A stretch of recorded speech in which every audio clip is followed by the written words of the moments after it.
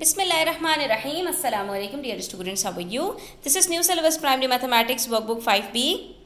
Chapter number 14 का question number 5 page 125 के ऊपर हम कुछ पार्ट्स करेंगे आज। तो वीडियो को अंत तक जरूर देखिएगा, अच्छी लगे तो लाइक कमेंट शेयर कीजिएगा। चैनल सब्सक्राइब नहीं किया तो प्लीज़ सब्सक्राइब कर लीजिए। बच्चों यहाँ पर आपसे कहा गया है कि अननोन मार्क्ड एंगल जो है वो आपको फाइंड आउट करना है। और आप देख सकते हैं हमारे पास ये जो फिगर है इसमें हमारे पास दो पैरेलल लाइंस हैं।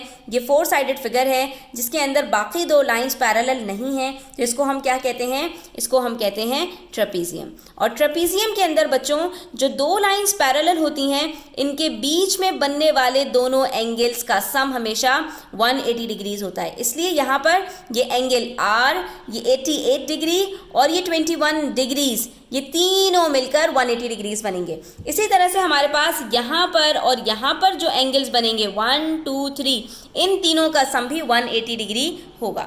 तो अब आप समझ चुके होंगे कि एंगल आर हम कैसे फाइंड आउट कर सकते हैं।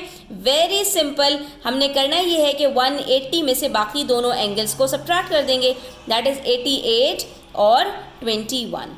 तो जब हम 88 और 21 को ऐड करते हैं तो हमारे पास आंसर आता है 109 डिग्रीज। ठीक है, तो ये बच्चों अगर आपको समझ में आ गया तो एंगल आर आपका कैलकुलेट हो गया, दैट इज 71 डिग्रीज।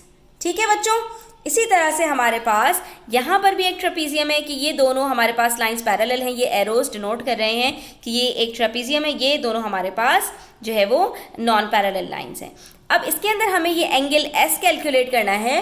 तो ये एंगल एस हम कैसे कैलकुलेट कर सकते हैं बच्चों? सिंपल है कि ये एंगल हमारे पास 58 गिवन है, ये डब्बा बनाया हुआ है तो ये एंगल हमारे पास 90 डिग्रीज है और बाकी बच गया एंगल एस। तो एंगल एस कैलकुलेट करने के लिए हम सिंपली क्या करेंगे, 90 डिग्रीज को सब्ट्रैक्ट करेंगे, बचेगा 90 और फिर 58 डिग्रीज को सब्ट्रैक्ट कर देंगे।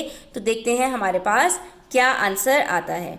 हमारे पास आएगा 32 डिग्रीज।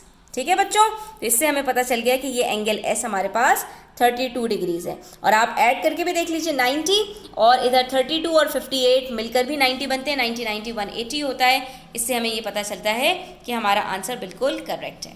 उसके बाद हमारे पास बच्चों यहाँ पर आप देख सकते हो कि पार्ट ई के अंदर हमारे पास अगेन एक ये ट्रेपीजियम है, ठीक है, जिसमें हमारे पास ये वाली लाइन और ये वाली लाइन पैरेलल है। ठीक है, हमसे पूछा है ये एंगल टी, जबकि हमें गिवन है उसके साथ एडजेसेंट 81 डिग्रीज और नीचे वाला एंगल 52 डिग्रीज भी हमें गिवन है। तो एंगल टी हम कैसे कैलकुलेट कर सकते हैं? हमें पता है कि दो पैरेलल लाइंस के बीच में बनने वाले जो एंगल्स होते हैं उनका सम 180 डिग्री होता है। तो एंगल टी कैलकुलेट करने के लिए हम पहले 81 डिग्रीज को 180 में से सब्ट्रैक्ट करेंगे और उसके बाद फिर 52 डिग्रीज को सब्ट्रैक्ट करेंगे, या फिर 81 और 52 को ऐड करके डायरेक्टली 180 में से सब्ट्रैक्ट कर लीजिए। आपको पता चल जाएगा कि हमारे पास यहाँ पर 47 डिग्रीज आंसर आएगा। ठीक है, क्योंकि ये तीनों मिलकर यानी 47, 81 और 52 मिलकर 180 डिग्रीज बनते हैं। और बिल्कुल इसी तरह से बच्चों पार्ट एफ के अंदर है हमारे पास कि हमारे पास यहाँ पर अगेन एक ट्रेपीजियम है जिसके अंदर ये दोनों लाइंस पैरेलल हैं और अब की दफ़ा इन्होंने लाइन को 3 जो है वो ट्राइंगल्स के अंदर स्प्लिट कर दिया। तो कोई बात नहीं, ये तीनों मिलकर जो भी एंगल बनेंगे उसके साथ 55 डिग्रीज को ऐड करके 180 डिग्री ही बनेगा। तो आपके पास कितने भी एंगल्स बन जाएं बच्चों, आपने सिर्फ ये देखना है कि दो पैरेलल लाइंस के बीच में बनने वाले जितने भी एंगल्स होते हैं वो सारे का सम जो मिलकर बनता है वो 180 डिग्री बनता है। ठीक है, तो हम यहाँ पर क्या करेंगे, हम इन तीनों को ऐड करेंगे 55, 60, 35।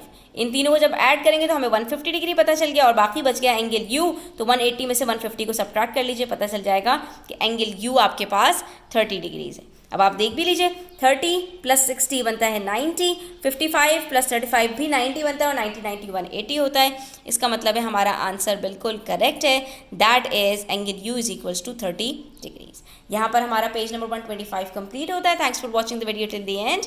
टेक केयर, अल्लाह हाफिज़।